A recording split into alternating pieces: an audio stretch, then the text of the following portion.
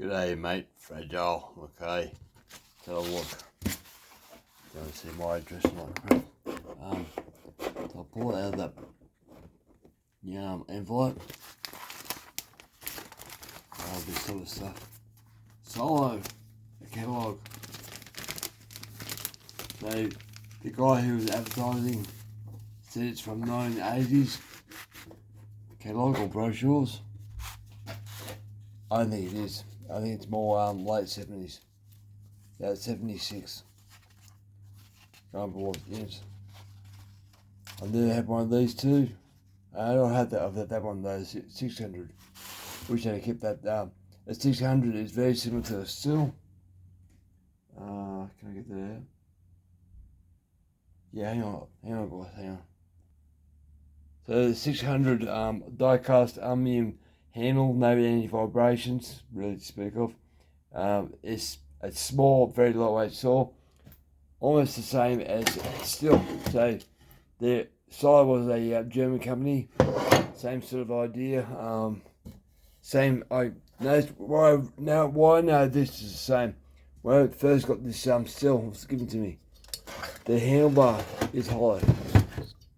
So you see that hollow there? It's all die-cast aluminium. So that made me think, I wonder if it's the same. I'm not sure if I had both saws together, I'd go both part by part. But it's missing some bits. But I got two of these saws. Out of the two, I should be able to make one, I hope. Right, following along, demolition saw. So, talk a bit about history in a little while. But it's amazing. Back then they had sort of similar to what we've got now, just not as refined, but this is sort of like the era just before electronic ignition. But it's the era when they wanted horsepower, and it's quite interesting when you start reading certain parts of it. For the guys who really want to have a good view. So, it was actually in English. They 3 horsepower for that one. They 3 horsepower. 3 horsepower for that one there. That's a bit bad for a small saw. 35 cc's. Right. So I'll bring it back up again. If I find something interesting, I'll get back on it. Yeah, well, there you go. 35 cc's, 3 horsepower, automatic gear, oiler, 0.325. So yeah, very comparable to what we've got today. Maybe not weight wise, or especially anti-vibration. Now I've got one of these in the shed that's over that one just there. So I got that one. And I like these that's 605, that one of these 603. 606. The 606 is it's here, 606. He jumps around. Stay on one. They get a tiny little screen to put your finger on. God damn. Yeah, we have one. So they give you the 606 as well. So it's 38 cc's, 3 and 3/4 horsepower. Right? Automatic oiler. No chain brake. So interesting mode that's got a cast iron sleeve in the 606. I pulled it apart. A really weird fuel pickup in the fuel tank. It's got a square in the pickup, so as fuel comes in, it goes to a square, and that falls apart. So if you got a good fuel line, you're lucky. If you don't, I don't really see how you can fix it. It's a square inlet. It's quite round, and it's got felt inside the square, so it looks like that motor wise. But super high compression. I'm quite happy with what they got for compression. Weight wise, they're good. A guy in Victoria, Australia, a few years back on TV, he was using his favourite saw, and he got a kickback and probably the end of the bar.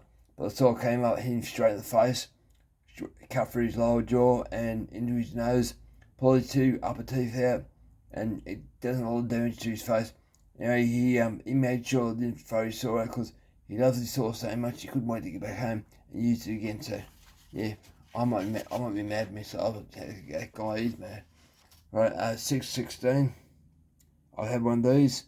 They have a twin ignition, like an ignition modular and a coil. So they have problems with timing sometimes. So when the electronics break and fall apart, they play up. So I know there's 2 different sizes of these, because like one I had a spare saw, had parts, and I couldn't work out what the go was, but I like the way they were designed with certain torques. The on-off button, the choke button, they had a new like aluminium that was rolled with foam lines, and like a jukebox. There's no one there. There's the on-off button. There's like a real jukebox. Just a nice novel idea. Had a pre-air filter plus an air filter up here. It was designed to last for a long time. It had air vibration in the handle, none at the back, but it wasn't high horsepower at all. It was only small. But this one shows you 45 cc's, 4 horsepower, automatic oil, so that's right. 0.325 chain. Oh, okay, 7.2 kilos, 16 pounds. So a fairly heavy saw, but it wasn't too bad. It was nice to play, but no power really. I wasn't impressed with that one at all. That was a fairly rare saw. Now, demolition saw or concrete cart. I've never had one. I've never even seen one.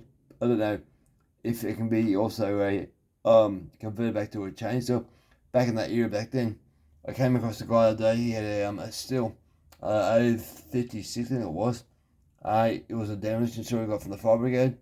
It had so much goddamn compression, I had trouble with him pulling it over just gently, and had no decom valve. But he wanted me to convert it to a chainsaw. So I said to him, if you get the another saw that's actually a chainsaw, we can probably take the motor off that and swap it over or do something. But yeah, really weird. He got it cheap, like $100 from the fire brigade. So it's done no work, but it was running. Now, the 620 AV, 52 cc's, 4.5 horsepower, so that's alright. The 62 cc's, 6 horsepower. So yeah, it's starting to get horsepower. But history. So I want to I'm showing this simply because I like this sort of stuff. But if you look as time goes on, we're looking in the late 70s, 80s. You start seeing stuff that you wouldn't see before, but not easily. World War II did have some stuff, and it was developed pretty well, but a lot of stuff was destroyed or hidden or whatever else. After I watched a lot of shows, seemed to have me stroke and I lumped my head. I watched a lot of stuff, so just trying to get my head around what actually happened in history, because the winners are the ones who write what happens, and they don't always write the correct things, so they lie and deception. So what makes them look good, they'll write. And they'll teach our kids, this is what happened, and probably didn't really happen that way, but they did that. Alright, 70 cc's, 6.5 horsepower, okay? We're getting up, so that's 70 cc's. Okay, so 70 said 62 with 6 horsepower. So that's starting to come up. The 660, solo, not Stihl, at 81 cc's, 7 horsepower. Now I've had one of them once. I never had it running, it was missing parts. I didn't like these particular solos because they didn't look good and they just weren't nice. They weren't heavy, they're quite small, but okay, so looking bare, no bar, 7.5 kilos. So yeah, as I said, light. So yeah, just really weird. Like I was missing an air filter cover, air filter, a part of the carby. It's just nothing wrong with the motor though. I sold the spare parts. Now we get into maintenance data. Now I've had one of these, 635. So I got one of them. Oh, you stupid thing! Why can't you just do that?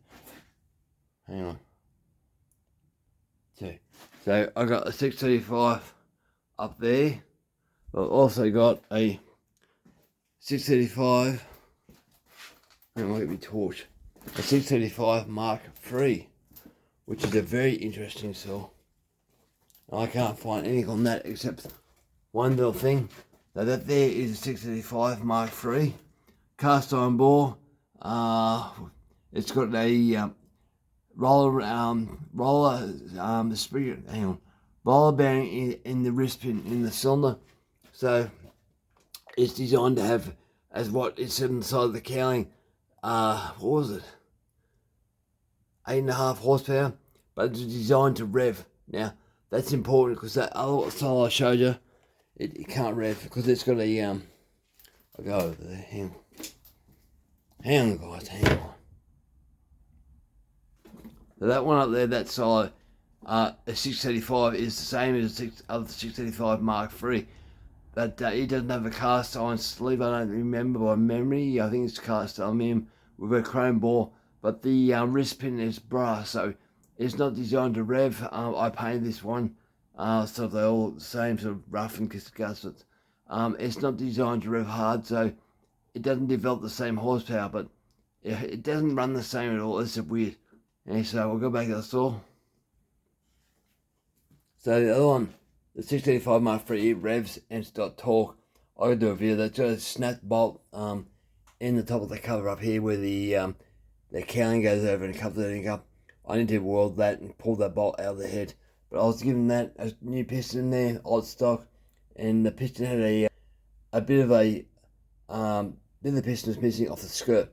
I got the piston, it was 54 mil, not sure what it fit, but it was a weird piston, and I put it in there and it was correct parts and all that. So yeah, interesting saw.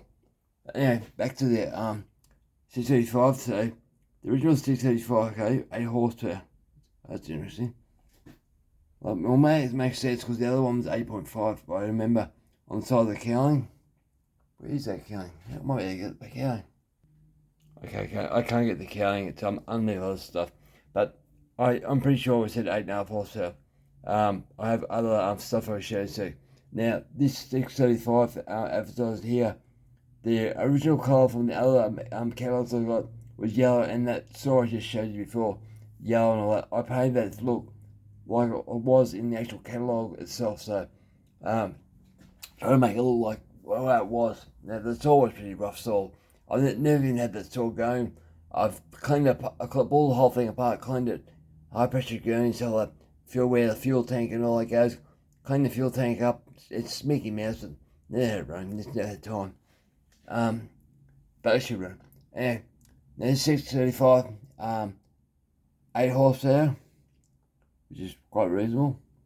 They've got air filter's not a good design. Anything that early styles had was bad air filters. It's got a piece of layers of plastic. Looks like certain ones do some certain ones certain far as I can work. All these different layers of plastic with perforated holes, a bearing on a bearing, a rivet between all of them, and the air sucked all through that, and that cleaned it up so that you clean it every day and blew it out, and that was the way the air filter. Now, the big girl, the 642. Now that's 9 horsepower, which is sort of correct, but it's not correct. Now, as I said before, deceptions, history, what was written, what's not true, and what's not. There's different ways of reading horsepower. Now, as far as I know, it's SAE horsepower rating or DIN, D-I-N. So I'm not sure which way each silo went, but SAE. So that's 9 horsepower.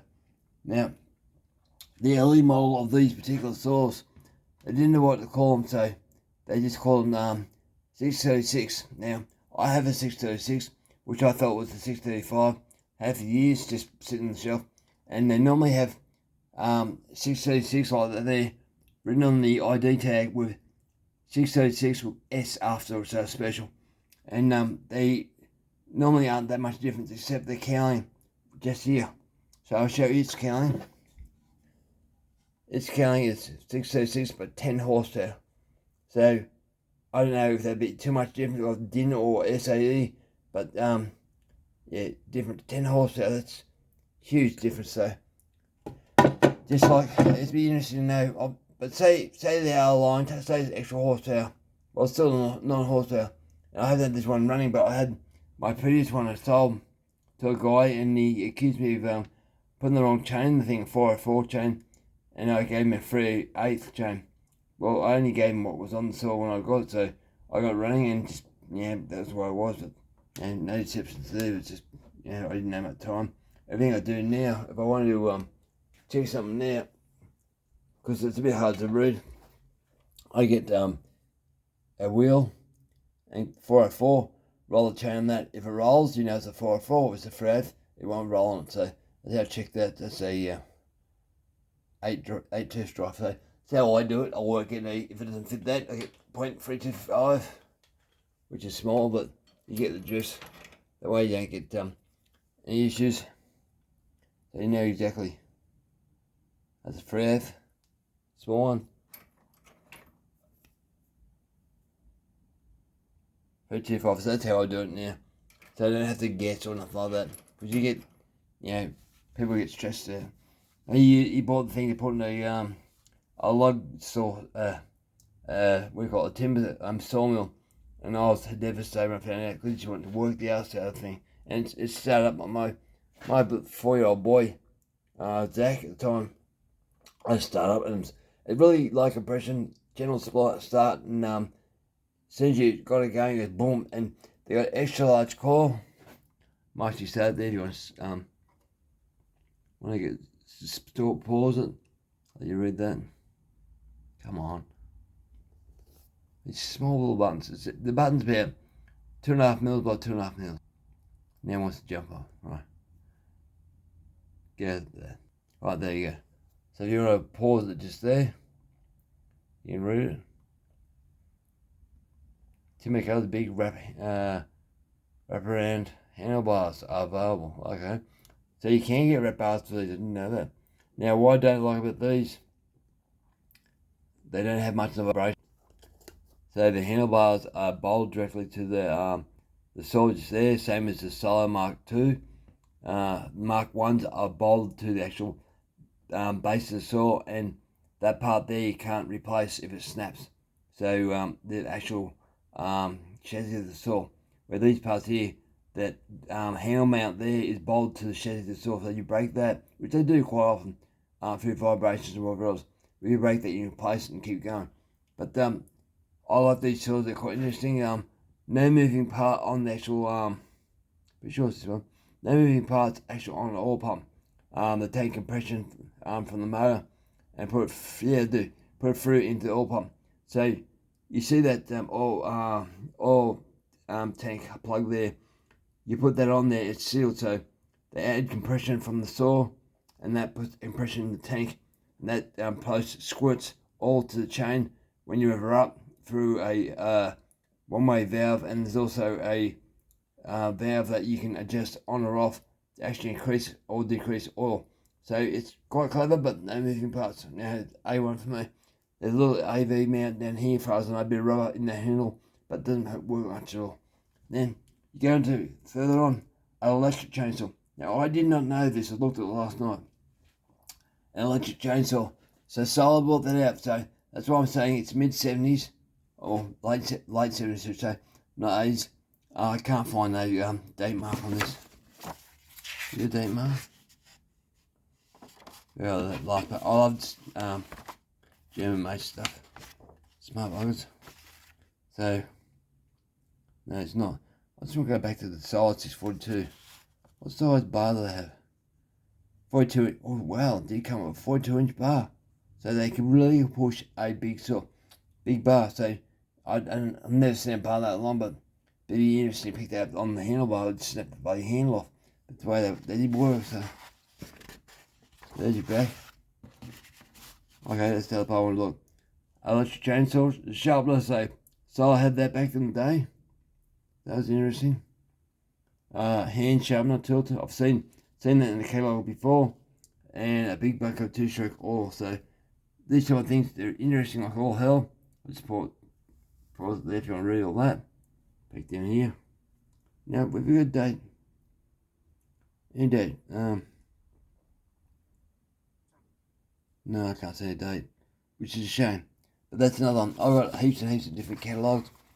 I want to preserve them for history, but well, that's awesome. I reckon that's just unreal. For advertising, that's what I think is solid. Now, I want to talk about a lot of stuff I saw today. I just watched it on TV, on YouTube. Seaside Garage, I'll put a link to the bottom of the description. It's got a moped bike from Germany, and after World War II it was made. It's a 18cc, so it's a little tiny piston like that.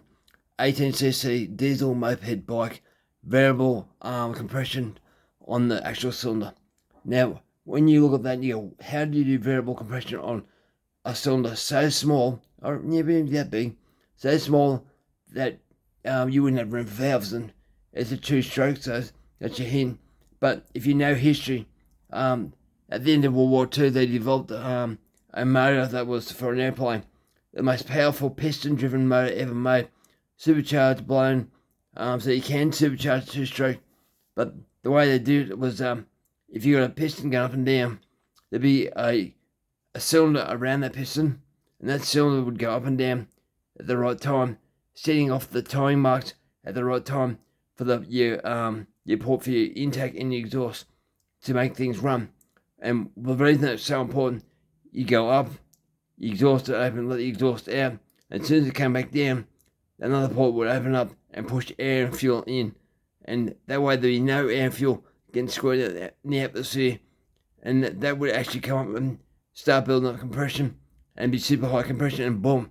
So I think they were getting 100 horsepower per litre, I think it was. It was some stupid thing. It was so high at the end of World War II that the sound radar sirens would start going off, saying there was another raid coming. So it just shows you how much these things were making noise.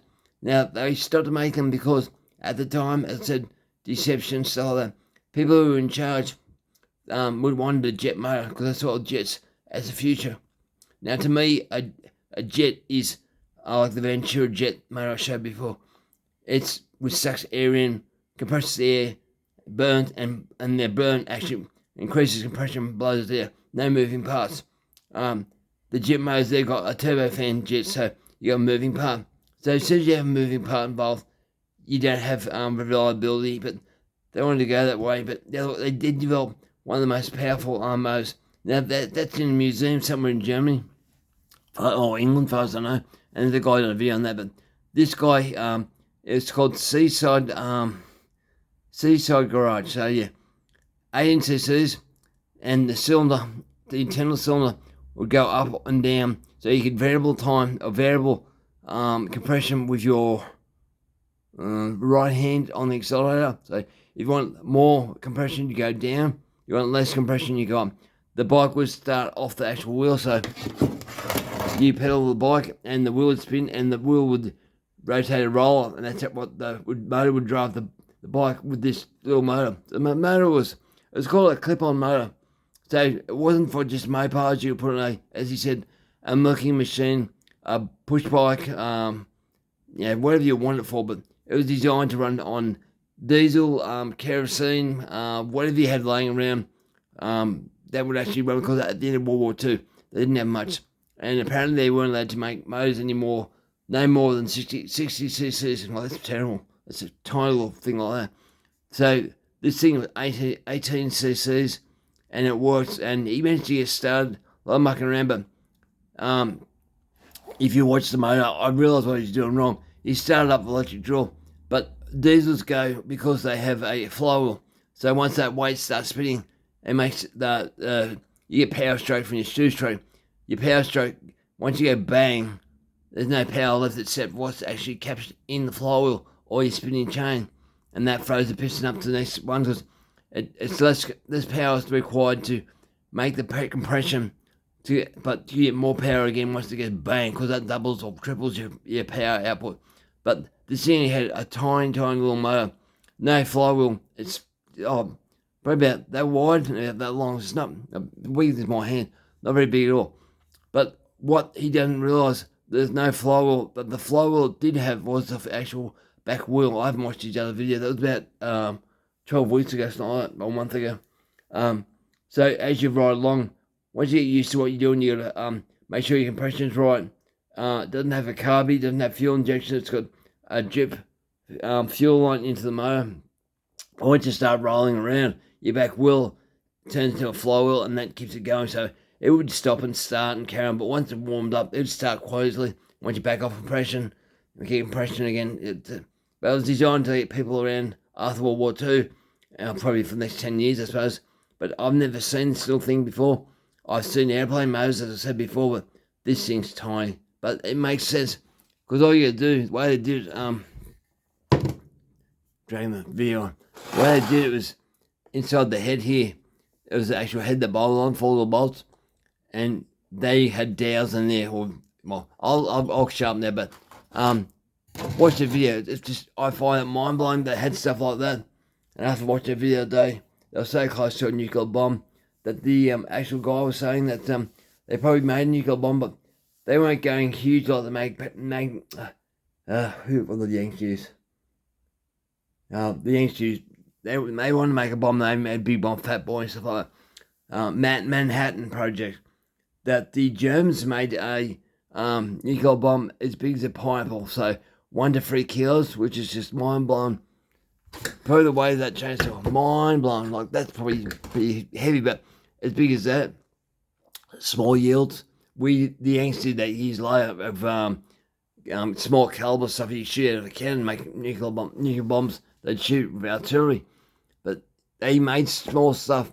They weren't thinking huge. They were thinking of V2 rockets and stuff like that. So, just history. It's a really weird deception. If you don't believe me, deception. How many people had their COVID shots because they were told that they'd be looked after by science and stuff like that. But really, how much information we really told them. Now we're looking at what's going on around the world when it comes to politics now. We're starting to find out what's going on really. So, be interesting. I didn't even realise, just look at that. That cover's got the original bolt on top of the cover there, I think. I think it has. Very close. But anyway, that's not my crap. But yeah, I love old technology. Why it didn't work and why it didn't work and all that crap. Who knows why we don't have that now. Probably because of the fact that people who have electric cars, I can put it to you this way. If you're not paying the tax man, you will get screwed. Now, what they're doing now in America and around the rest of the place, you're not paying your fuel tax. So, fuel tax are designed to fix potholes like that. If you're not paying your fuel tax, well, they've got to get it from someone. So, what they're going to do, looks like, is activate your GPS tracker on your car. If you've got a Tesla car, they know where you are. So, if your car breaks down or you call for help, they come and get you. So, they're going to activate, you go point A to point B over here to work and back every day of the year. They might say you done 20,000 k's or 10,000 miles. They will tax you what you would have normally used fuel food tax. And I'm actually wondering how much tax will they charge you? Who will determine that tax? Is it a percentage of electricity you buy, or how will you be screwed over that way? Because electric cars are actually heavier than normal cars. They use light truck tires, as far as I know. So because they got battery, the car's heavy. They cost so much to make them. It's a lot of crap. But anyway, why can't we just be the way we are and enjoy what we do? Most people don't want to wreck the world. Most people want to live here. Most people don't want to cut all the trees down. I love trees.